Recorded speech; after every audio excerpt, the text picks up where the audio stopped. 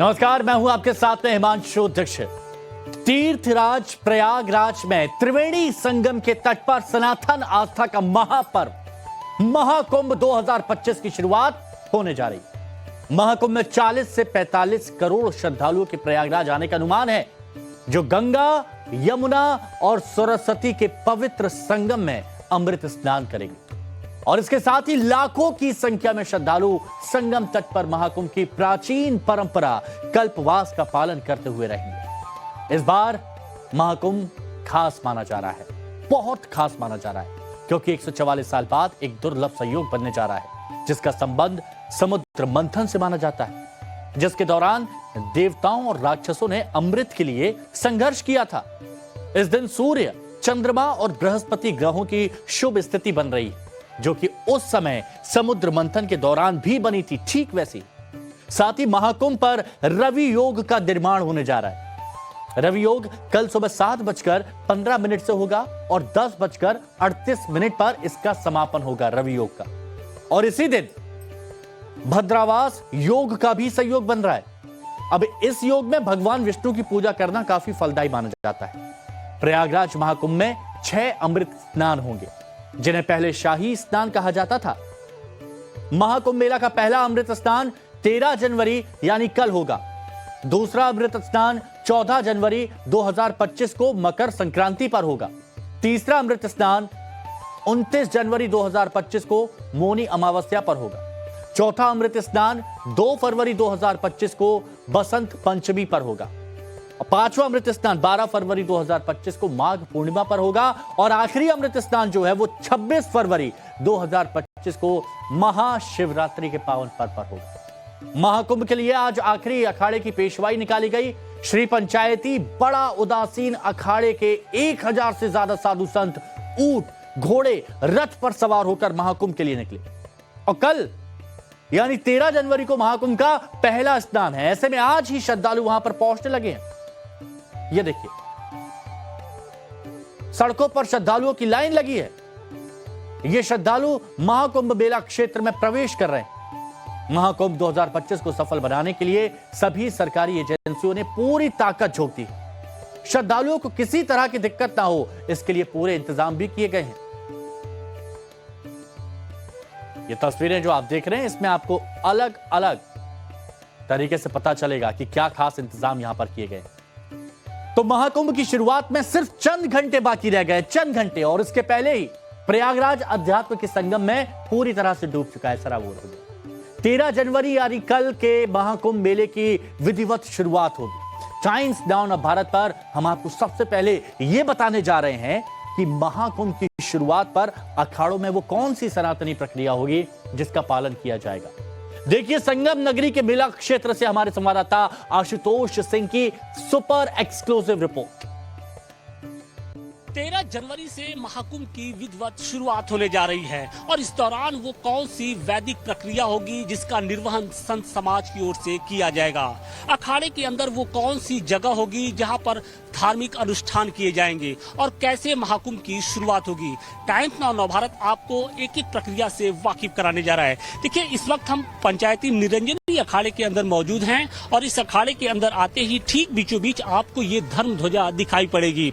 52 हाथ की ये धर्म ध्वजा है और इसमें कुल 52 मड़ियां यहाँ पर लगाई गई हैं। और इस धर्म ध्वजा के नीचे आपको देखिए ये इष्टदेव यहाँ पर स्थापित किए गए हैं। सामने एक कुटिया बनाई गई है और इसी में जो इस अखाड़े के इष्टदेव हैं उनकी स्थापना की गई है। बताया ये जाता है कि जब महाकुंभ की शुरुआत होगी तो इस धर्म ध्वजा के नीचे स्थापित जो इष्टदेव होंगे उनकी विधिवत तरीके से पूजा पाठ की जाएगी, मंत्रों का जाप किया जाएगा। जो बीज मंत्र होंगे वो सन्यासी लगातार उसका जप करते रहेंगे और इसके अलावा जो गुप्त मंत्र होते हैं उनका भी जाप किया जाएगा। महाकुंभ की शुरुआत के दौरान यानी शुभारंभ के दौरान जो अखाड़े के जितने भी अस्त्र शस्त्र होते हैं उनका भी विधि विधान के साथ पूजा पाठ किया जाएगा और इसके साथ जो महाकुंभ है उसकी शुरुआत मानी जाती है। शुरुआत के साथ ही अगले दिन यानी अमृत स्नान होगा और अमृत स्नान में सबसे पहले जो आपको ये धर्म ध्वजा दिखाई पड़ रही है इसका जो निशान होगा उसको साधु संत अपने साथ संगम में ले जाएंगे। सबसे पहले इष्ट देव को स्नान कराया जाएगा, फिर जो ये निशान है उसका स्नान होगा और इसके साथ ही जो अस्त्र शस्त्र हैं उनका भी बाकायदे संगम के अंदर स्नान कराया जाएगा। और फिर जो स्नान का सिलसिला है, यानी जो नागा साधु पहले स्नान करेंगे और फिर सबसे आखिरी में जो सन्यासी होंगे वो स्नान करेंगे। और इसके साथ ही जो महाकुंभ की जो प्रक्रिया है वो शुरू कर ली जाती है। तो जितनी ये पूरी प्रक्रिया है लगभग गुप्त रखी जाती है, कोशिश ये की जाती है, क्योंकि आमतौर पे जो जप होता है वो कैमरे के सामने या सार्वजनिक तौर पे नहीं किया जाता है। तो कल से यानी 13 जनवरी से इसकी विधि विधान के साथ इसकी शुरुआत होने जा रही है। प्रयागराज से अतिकेश के साथ आशुतोष सिंह, टाइम्स नाउ, नव भारत। दरअसल अखाड़ों की शुरुआत आदि शंकराचार्य ने की थी। कहा जाता है कि उन्होंने हिंदू धर्म की रक्षा के लिए शस्त्र विद्या में निपुण साधुओं के संगठन बनाए थे। अभी उनको निरंजन देव भी कहा जाता है और कार्तिकेय स्वामी भी कहते हैं। तो उनके भाला के द्वारा उन्होंने तारकासुर नाम का राक्षस था, उसका वध किया था, तो देवताओं को शांति मिली थी, तो देवताओं के ऊपर विजय प्राप्त हुई थी। इसीलिए हम लोग उनकी इष्ट देव, हमारे इष्ट देव भगवान कार्तिक जी, उनका पूजा करते हैं। तो हम लोग जब भी कुंभ मेला में निकलते हैं तो उनका निशान जो भाला है वो लेके निकलते हैं, उनका मूर्ति भी लेके निकलते हैं। हम लोग जहाँ रहते हैं उनकी आरती, पूजा पाठ, आराधना, सेवा पूजा उनका करते हैं। तो हम लोग जब शाही स्नान करने जाते हैं तो उनको भी साथ में ले जाते हैं और उनको भी स्नान कराते हैं, भाला का भी स्नान कराते हैं। सबसे पहले प्रथमम भगवान कार्तिक का स्नान होगा, फिर उनकी हथियार जो भाला। पंचायती निरंजनी अखाड़े के जो इष्ट देव हैं भगवान कार्तिक जी, उनकी पूजा होती है। सभी अखाड़ों की जो इष्ट देव अलग अलग होते हैं और जिन्हें धर्म ध्वजा के नीचे स्थापित किया जाता है। माँ निर्वाणी अखाड़े में कपिल मुनि को मानते हैं इष्ट, और जैसे आनंद अखाड़े में जो भगवान सूर्य नारायण को मानते हैं, जून अखाड़े में दत्तात्रेय भगवान जी को मानते हैं, तो अटल अखाड़े में गणेश जी को इष्ट मानते हैं। तो इसी प्रकार से सभी अग्नि अखाड़े में गायत्री माता को इष्ट मानते हैं, हमारे यहाँ भगवान कार्तिक को इष्ट मानते हैं। तो उनको स्नान कराते हैं, उनके भाला का स्नान होता है। फिर हमारे जो आचार्य होते हैं उनको आचार्य अंदर जो प्रवेश करते हैं, तो फिर हम लोग सारे लोग फिर गंगा में गोता लगाते हैं, जय गंगा मैया, गंगा जमुना सरस्वती। तो हम लोग जब ये अखाड़ों के ये धर्म ध्वजा के नीचे जब इष्टदेव की पूजा होती है तो वो कौन से मंत्र होते हैं जिनका आप लोग जप करते हैं?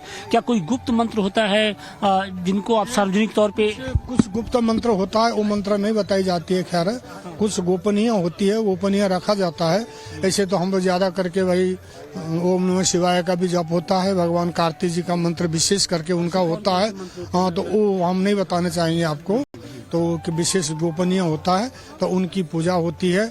और ऐसे तो परमात्मा ईश्वर एक है, परमात्मा एक है, परमात्मा अनेक नहीं है। तो हमको अनेक में एक को देखना है, अगर एक में अनेक को देखेंगे तो हम भटक जाएंगे। दुनिया का सबसे बड़ा धार्मिक आयोजन महाकुंभ अब से कुछ ही घंटों में प्रयागराज में शुरू हो रहा है। अगले 45 दिनों तक करोड़ों लोग संगम में डुबकी लगाकर पवित्र स्नान करेंगे। और यह महाकुंभ कई मायनों में खास है, कई मायनों में, जिसमें बड़े पैमाने पर तैयारियां, सुरक्षा व्यवस्था और कई नए आयोजन शामिल किए गए। प्रयागराज में कल से दुनिया की सबसे बड़ी भीड़ उमड़ेगी।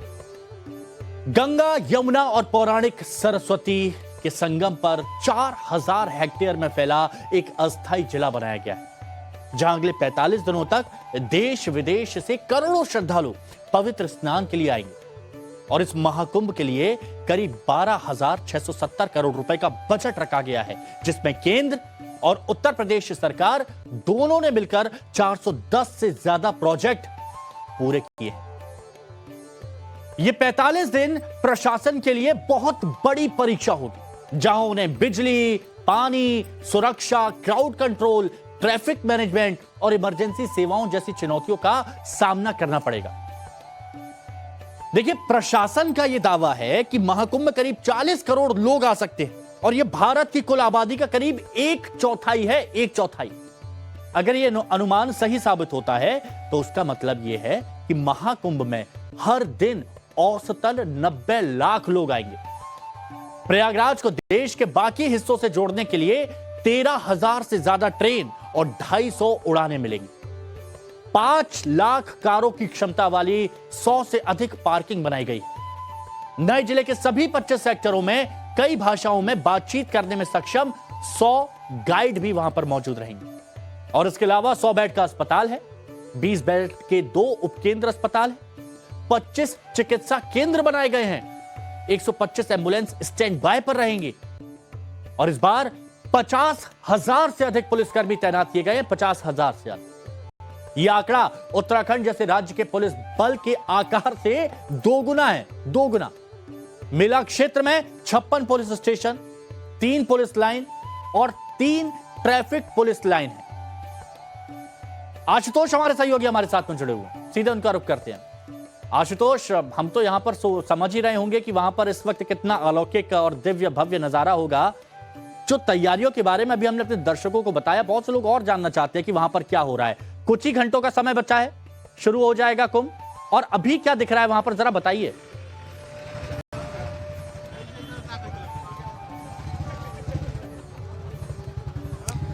बिल्कुल, देखिए बस कुछ ही घंटे का वक्त और बच गया है जब महाकुंभ की शुरुआत होने जा रही है। और इस बार जब महाकुंभ लगने जा रहा है तो वो कई कीर्तिमान का साक्षी भी बनेगा। सबसे पहले हम मेला क्षेत्र की आपको तस्वीरें दिखाने की कोशिश कर रहे हैं कि शाम के तकरीबन 6:30 बज रहे हैं और जो पूरा मेला क्षेत्र है वो इस वक्त रंग बिरंगी रोशनी से नहाया हुआ आपको दिखाई पड़ रहा है, प्रतीत भी हो रहा है। और सिर्फ 1-2 किलोमीटर नहीं, लगभग 7 किलोमीटर में कुछ ऐसी ही जो तस्वीरें हैं वो इस वक्त मेला क्षेत्र में दिखाई पड़ रही हैं।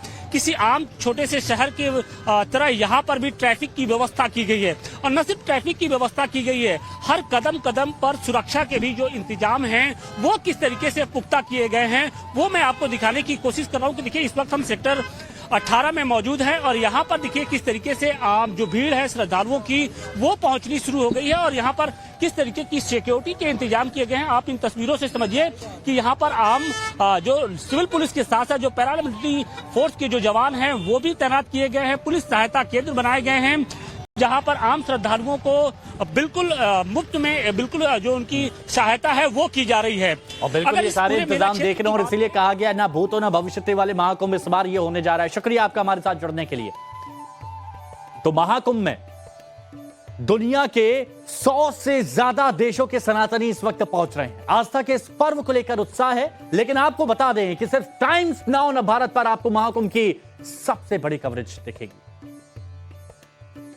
सबसे बड़ी कवरेज, हर एक पहलू, हर एक तस्वीर आप तक पहुंचाई जाएगी। महाकुंभ यह दुनिया का सबसे बड़ा सांस्कृतिक समागम है।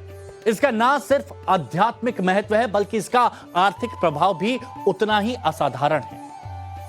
करीब 40 करोड़ घरेलू अंतरराष्ट्रीय श्रद्धालु यहां पर शामिल होंगे और प्रति व्यक्ति औसतन 5,000 से 10,000 रुपए खर्च का अनुमान है। कुल खर्च 4.5 लाख करोड़ रुपए तक पहुंच सकता है। होटल, ट्रांसपोर्ट, खान पान, हस्तशिल्प, पर्यटन को यहां पर फायदा होने वाला है। 2023-24 में भारत की जीडीपी 295.36 लाख करोड़ रुपए रही। 2024-25 में जीडीपी के 324.11 लाख करोड़ रुपए तक बढ़ने की उम्मीद है। जीडीपी में इजाफे में महाकुंभ का रहेगा महत्वपूर्ण योगदान, ये सभी कह रहे हैं। और महाकुंभ से जीडीपी में 1% से ज्यादा के इजाफे की उम्मीद है। महाकुंभ से 4 लाख करोड़ रुपए से ज्यादा के व्यापार का अनुमान जताया जा रहा है। करीब 50,000 करोड़ रुपए जीएसटी कलेक्शन का अनुमान यहां पर जताया जा रहा है।